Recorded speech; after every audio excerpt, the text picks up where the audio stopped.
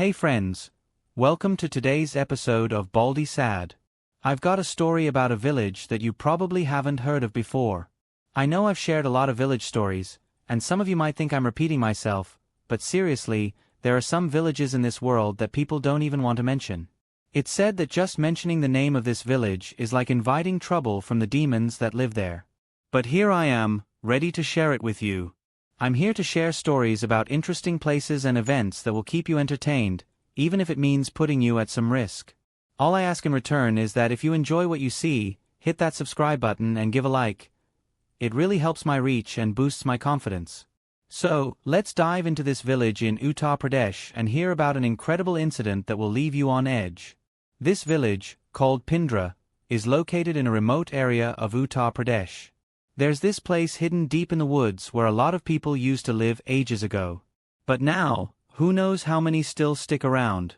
It seems like nobody really lives there anymore. The whole village feels empty. No one's curious enough to find out. They say that anyone who ventures into this village doesn't come back in one piece.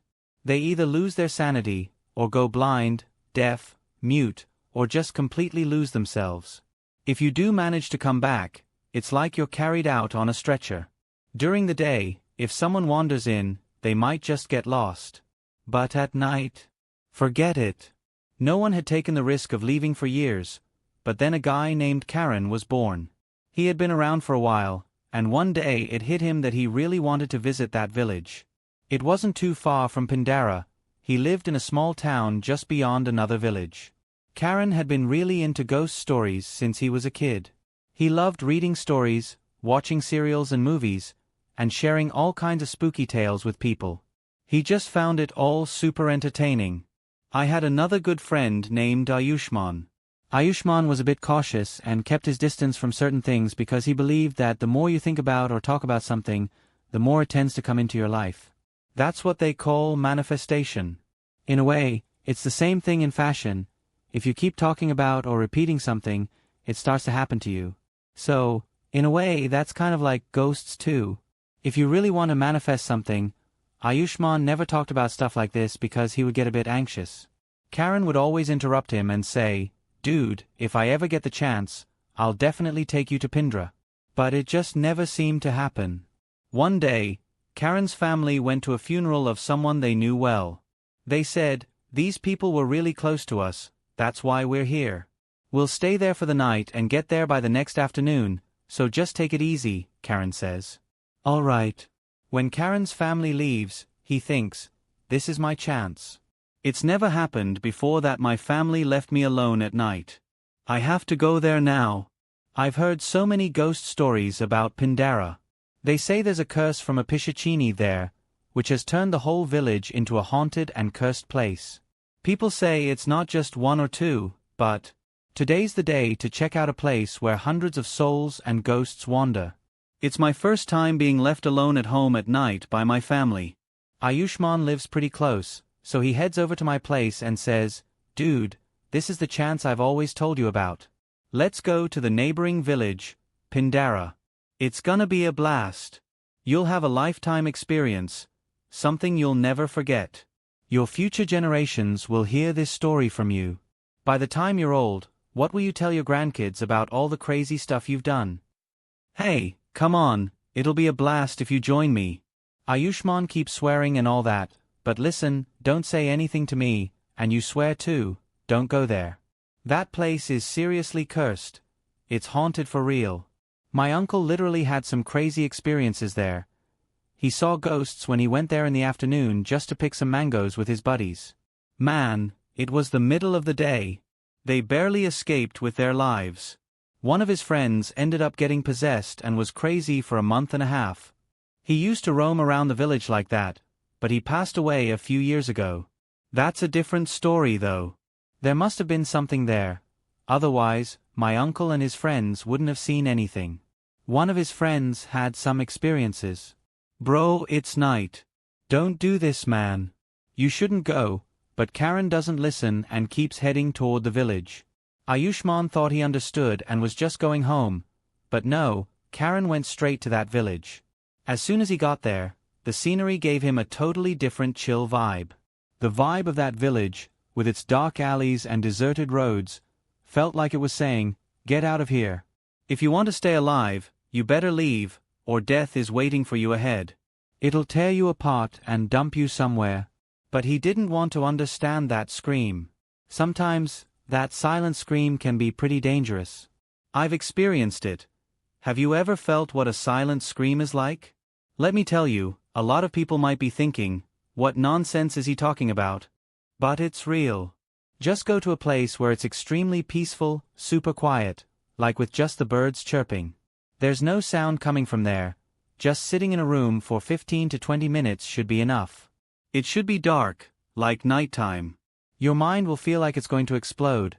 Whether you're scared or not, you'll sense this weird vibe that makes you want to get up and leave because it's been enough. You shouldn't stay there. The vibe just isn't right. This happens in a lot of places, not everywhere but a lot. That same feeling was creeping in. The silence was almost yelling at them to get out, but they just had to go there since childhood. I had to experience the place, check out the vibe, and see a bunch of ghosts. I went around and noticed that the houses there were now ruins, just a few shanties that had crumbled into the dirt. I kept exploring and then saw another hut that looked intact. It seemed like someone might actually live there. I paused for a moment to take a look, but I didn't see anyone inside. It was around 1 in the morning, so I shrugged it off and moved on. A little further ahead, I found another hut that looked just like the first one. It looked just the same here. It felt like someone was asleep inside. One by one, he saw 7 huts. When he got to the front of the 8th hut, he noticed a red lantern hanging there. Until then, none of the huts had any lanterns or lights. But here was this burning red lantern, swaying gently in the cold breeze. The sound it made forced him to stop and take a closer look at it. He just stood there, watching how much light the lantern gave off, even if it was just a little bit. As the lantern swayed a bit and moved towards the house, he noticed someone sitting at the doorstep of the house where the lantern was placed.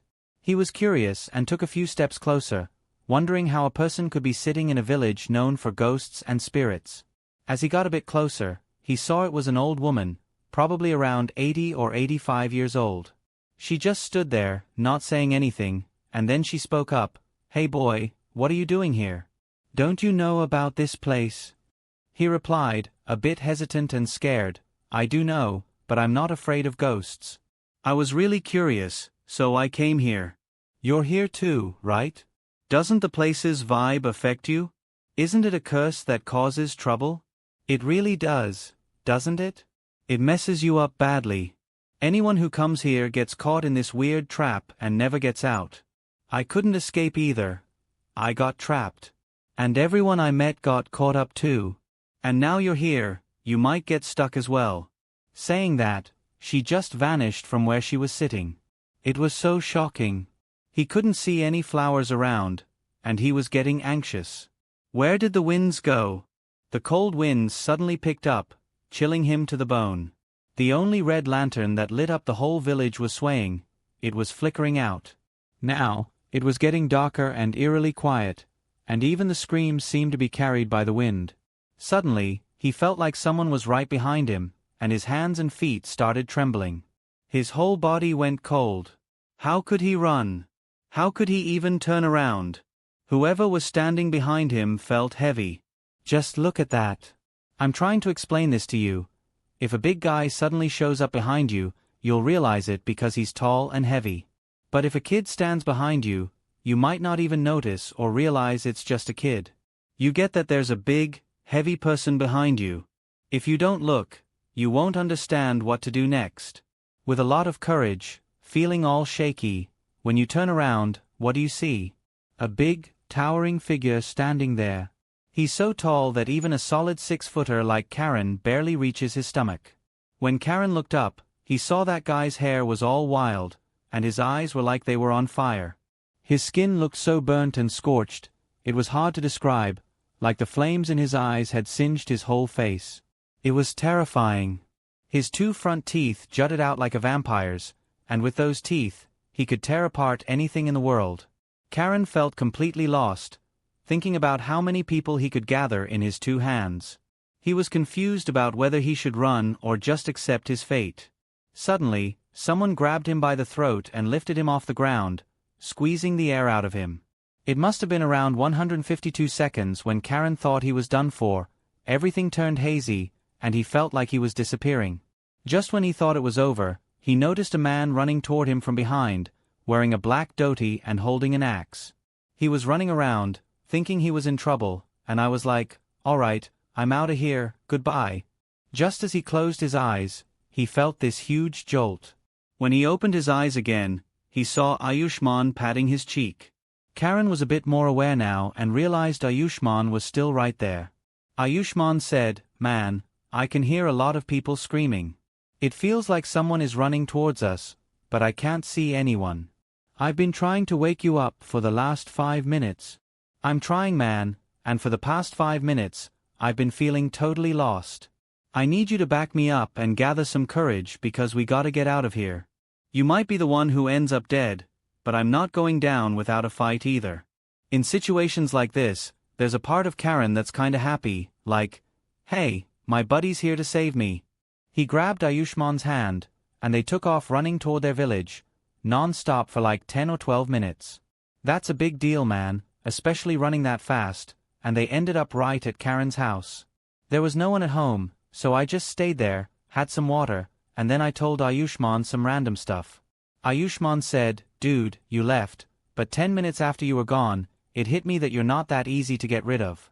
You probably didn't go home. You must have come towards this village.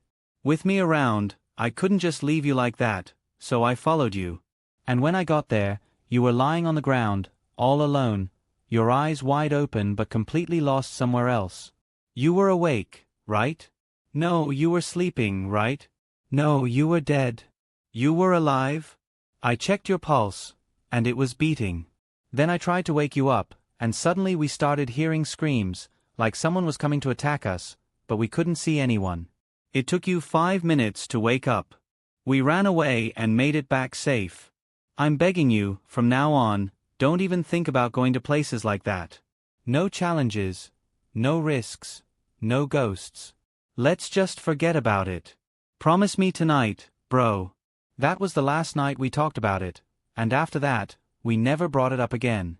Ayushman wrote to me about the whole incident and said, "Bro, even today when I think about that night, my heart races.